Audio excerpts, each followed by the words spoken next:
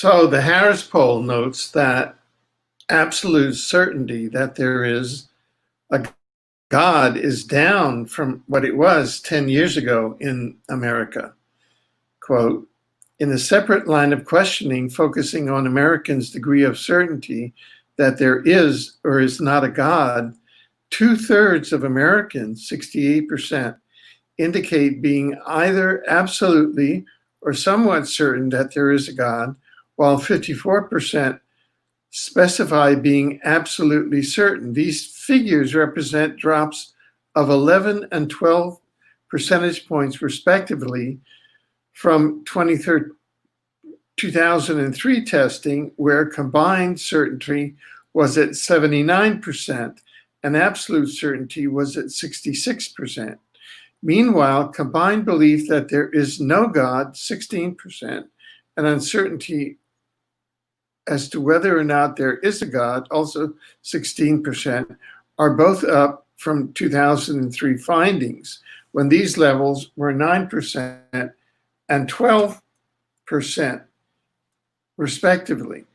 Outside of specific religious samples, the groups most likely to be absolutely certain there is a God include Blacks, 70%, Republicans, 65%, matures, 62%, and baby boomers, 60%.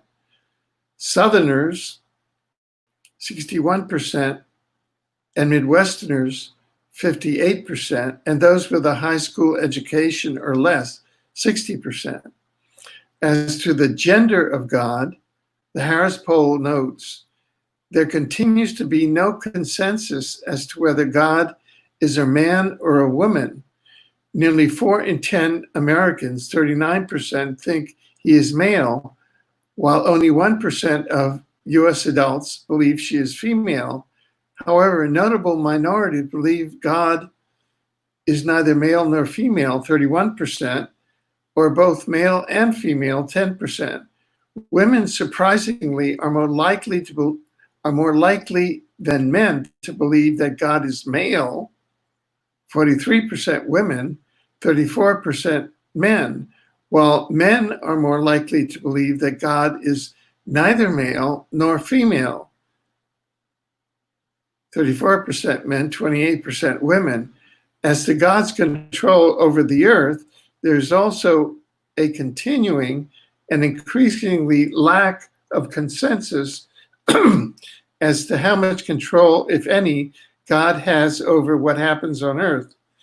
A 37% plurality of Americans, including 12% of Catholics, believes that God observes but does not control what happens on earth, down considerably from 2003, when half of Americans, 50%, expressed this belief.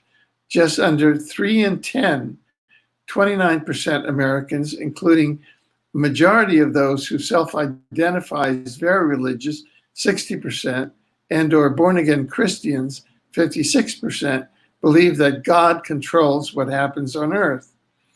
As to religious texts as Word of God, the Harris poll notes, quote, just under half of Americans believe that all or most of the Old Testament, 49%, and New Testament, 48%, are the Word of God, representing declines of 6 percentage points each from 2008 findings. Just under 2 in 10 Americans, 19%, describe themselves as very religious, with an additional 4 in 10, 40%, describing themselves as somewhat religious, 40%, down from 49% in 2007. Nearly 1/4 of Americans, 23%, identify themselves as, quote, not at all religious, a figure that has nearly doubled since 2007, when it was at 12%. Humanity's basic opinions and belief about the interlife, afterlife, soul, and source, God, are largely formed by religions and by science. Major religions such as Christianity, Islam, Hinduism, Buddhism, Judaism, Taoism, and Confucianism, Shintoism, and Sikhism, and a dozen medium-sized religions have over 6.5 billion followers, or 90% of the total world population of approximately 7.2 billion persons. Religions are not scientific organizations that reach their conclusions about the interlife, afterlife, soul, and source, God, on the basis of laboratory protocols and empirical science.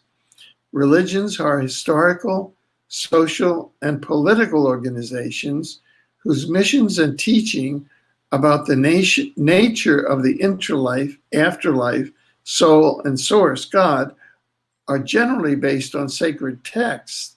The content of religion's belief systems about such core issues may differ in detail from religion to religion. Currently, there is a schism within science as to whether the interlife, afterlife, soul, and source, God, actually exists. Academic science largely prohibits research into and teaching about parapsychology and exopolitics, two sciences necessary for exploring the empirical evidence for such existence. Parapsychology is the science that studies psi-consciousness, including telepathy, survival of bodily death, the soul, and reincarnation. Exopolitics is the science that studies relations among intelligent civilizations in the multiverse.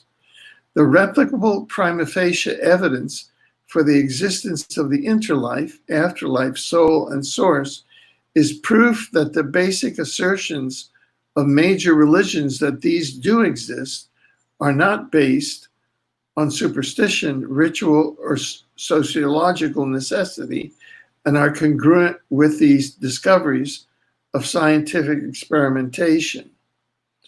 The Omniverse.